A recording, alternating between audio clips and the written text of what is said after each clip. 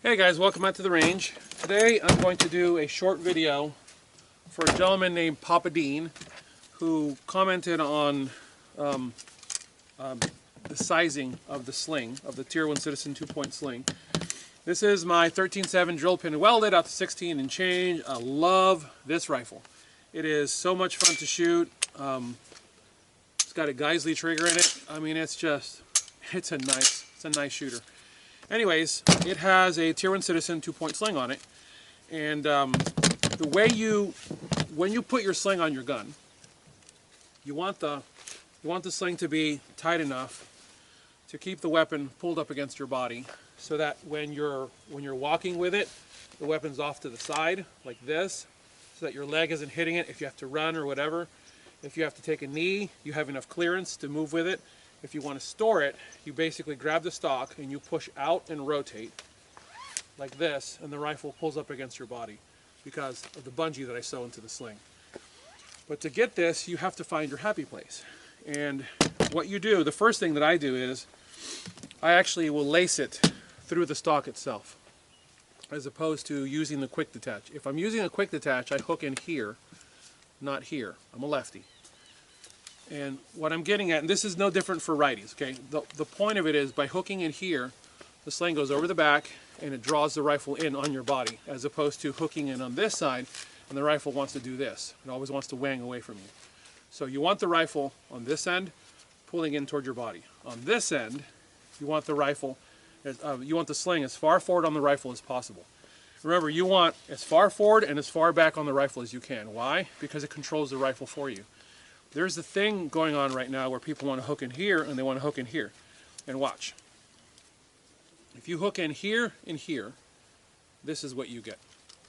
If you hook in here and here, this is what you get. You get less movement. Because the further out you are on that rifle, the less chance you have of that rifle coming off target easily, because the sling is actually helping you manage the length of the gun. So what I do is hook in on the front, hook in on the back.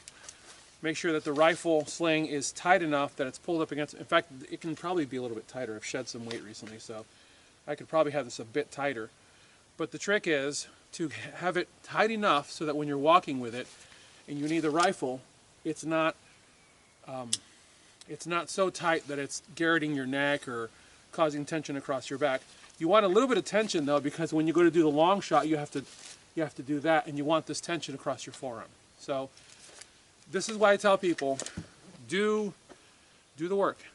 Guys, it's a sling. You're not going to hurt it. The other question that people have is doing the tri-glides. These are the tri-glides right here. And all you have to do, let me take my gloves off. I have a bit more dexterity without the gloves. All you do is you push the webbing through the tri-glide. Oh, actually, I forgot that I melted this. I melted this end. Which is the final step.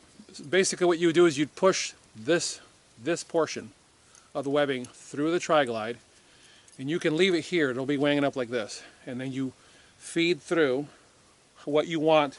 The further up you feed, the further back this slides, and the less sling you have to work with. The further this way you run the tri-glide, the more sling, the more length you have to work with. And once you have your happy place with everything, you can either cut off the tail, which I wouldn't do. All you really have to do then is run it a little further out and then melt the end. You're going to find this stuff is incredibly flame resistant by design. This is mil-spec 4,000 pound webbing. This is a real deal. This is Murdoch Webbing Company. This is their Department of Defense manufacturer, which is why my stuff can't leave the country, because it's actually ITAR regulated.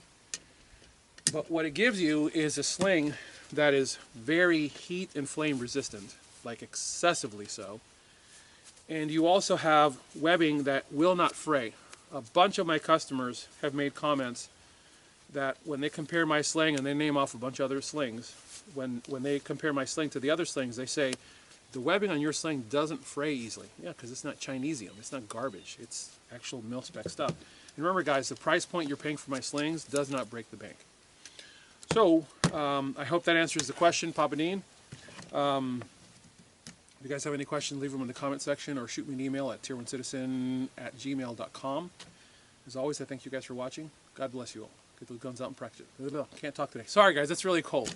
As always, I thank you for watching. God bless you all. Get those guns out and practice. Have a good one.